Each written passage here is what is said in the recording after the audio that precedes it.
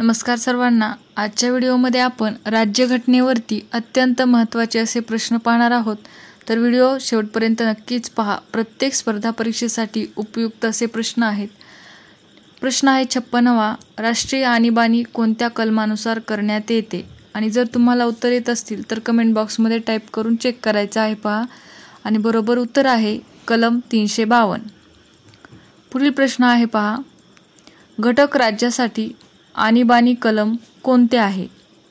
घटक राज्यासाठी आणीबाणी कलम कोणते आहे? आणि बरोबर उत्तर आहे पहा कलम 356।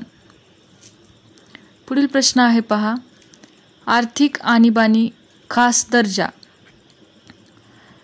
आणि याचं बरोबर उत्तर आहे पहा कलम 360। पुढील प्रश्न आहे पहा, घटना समितीचे पहिले अधिवेशन केव्हा झाले? घटना समितीचे पहिले अधिवेशन केव्हा झाले? आणि बरोबर उत्तर आहे पहा 1 डिसेंबर 1946। पुढील प्रश्न आहे, मसुदा समितीची निर्मिती केव्हा झाली? मसुदा समितीची निर्मिती केव्हा झाली? आणि उत्तर आहे 29 ऑगस्ट 1947 रोजी झाली पहा।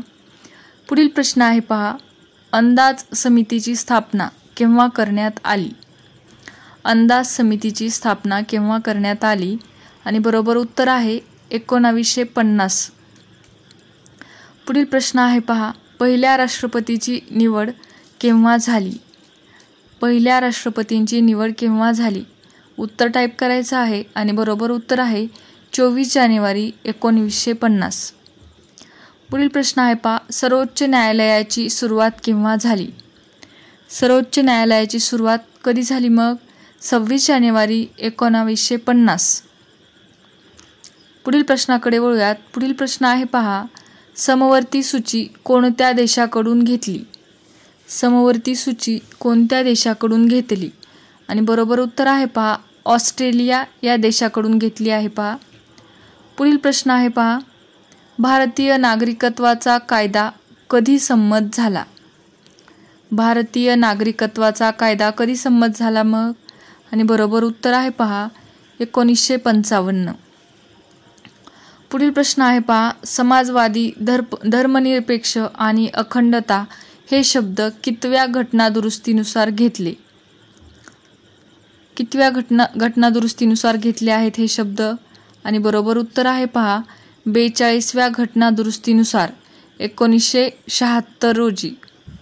पुढील प्रश्न आहे पहा, राज्यघटनेचा सरनामा कोणी लिहिला? राज्यघटनेचा सरनामा कोणी लिहिला? आणि बरोबर उत्तर आहे पहा पंडित जवाहरलाल नेहरू यांनी राज्यघटनेचा सरनामा लिहिला। पुढील प्रश्न आहे पहा, घटना समितीचे अध्यक्ष कोण होते? घटना समितीचे अध्यक्ष कोण होते? आणि बरोबर उत्तर आहे पहा डॉक्टर राजेंद्र प्रसाद हे घटना समितीचे अध्यक्ष होते पहा।